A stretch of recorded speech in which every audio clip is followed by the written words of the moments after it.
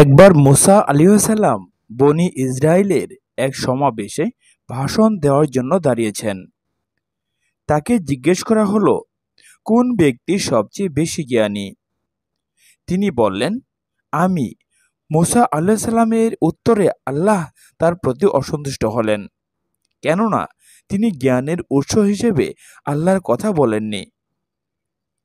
আল্লাহ মুসা আলাইহিসসালামকে বললেন, দুই নদীর সংযোগ স্থলে আমার এক বান্দা আছে, সে তোমার চেয়ে বেশি জ্ঞানী। মুসা আলাইহিসসালাম আরজ করলেন, হে আমার রব, তার কাছে পৌঁছতে কে আমাকে সাহায্য করবে? আল্লাহ বললেন, তুমি একটি মাছ ধরে এক থলির মধ্যে রাখো, যেখানে গিয়ে তুমি মাছটা হারিয়ে ফেলবে, সেখানেই তিনি আছেন। মুসা আলাইহিসসালাম একটি মাছ ধরে থলির মধ্যে ভরে রাখলেন। এরপর তিনি ও তার সঙ্গী ইউশা ইবনে নুন যেতে যেতে একটি পাথরের কাছে পৌঁছে সেখানে মাথা রেখে বিশ্রাম বসলেন। এক পর্যায়ে মুসা আলাইহিসসালাম ঘুমিয়ে পড়লেন।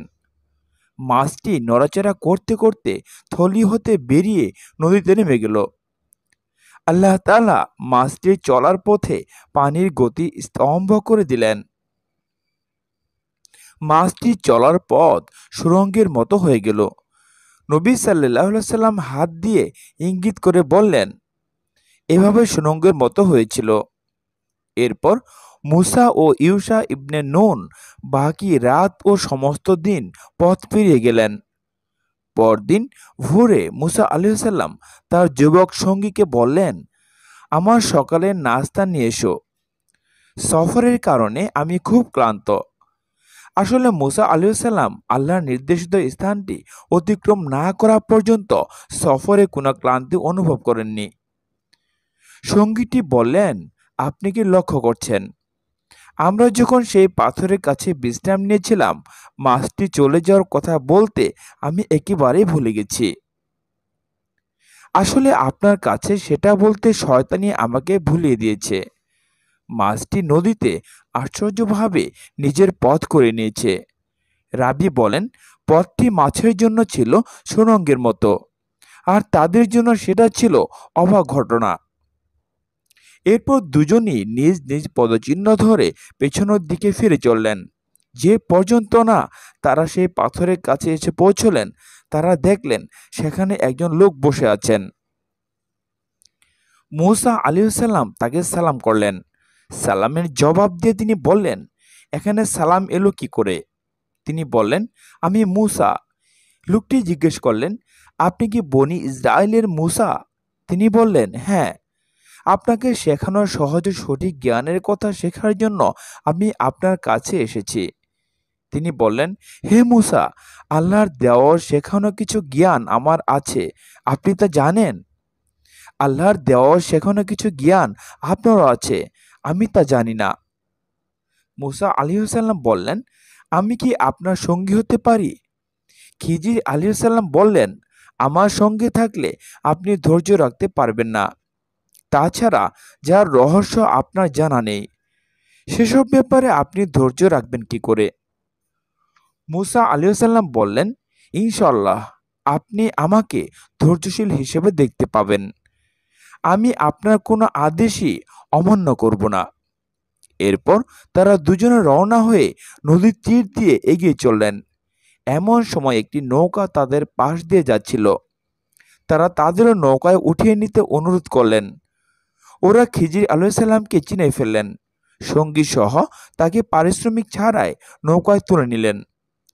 তারা নৌকায় ওঠার পর একটি চড়ুই পাখি এসে নৌকার একটি পাশে বসল। পাখিটি দু একবার পানিতে ঠোঁট ডোবালো।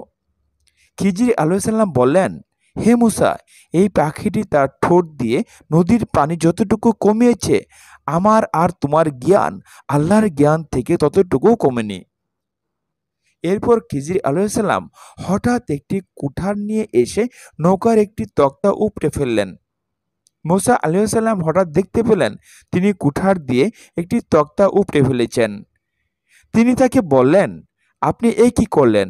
লোকেরা আমাকে আমাদের মজুরি ছাড়াই নৌকায় তুলে নিল, আর আপনি ওদের নৌকার যাত্রীদের ডুবিয়ে দেওয়ার জন্য নৌকাটি ফুটো করে দিলেন। এ তো আপনি একও গুরুতর কাজ করলেন।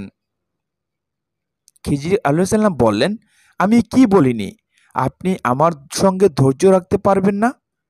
মুসা আলাইহিসসালাম বললেন, আমি বিষয়টি ভুলে গিয়েছিলাম, এই জন্য আমাকে দোষ দিবেন না, আমার প্রতি কঠোরও হবেন না।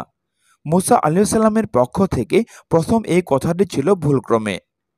এরপর যখন তারা দুজন নদী পার হয়ে এলেন, তারা অন্য বালকদের সঙ্গে ক্রীড়ারত একটি বালকের পাশ দিয়ে গেলেন। খিজির আলাইহিসসালাম তার মাথাটি ধরে নিজ হাতে তার ঘাড় থেকে আলাদা করে ফেললেন। মুসা আলাইহিসসালাম তাকে বললেন, আপনি একটি নিষ্পাপ বালককে বিনা অপরাধে হত্যা করলেন, নিশ্চয়ই আপনি একটা অন্যায় করলেন। খিজির আলাইহিসসালাম বললেন, আমি কি আপনাকে বলিনি আপনি আমার সঙ্গে ধৈর্য ধরে রাখতে পারবেন না?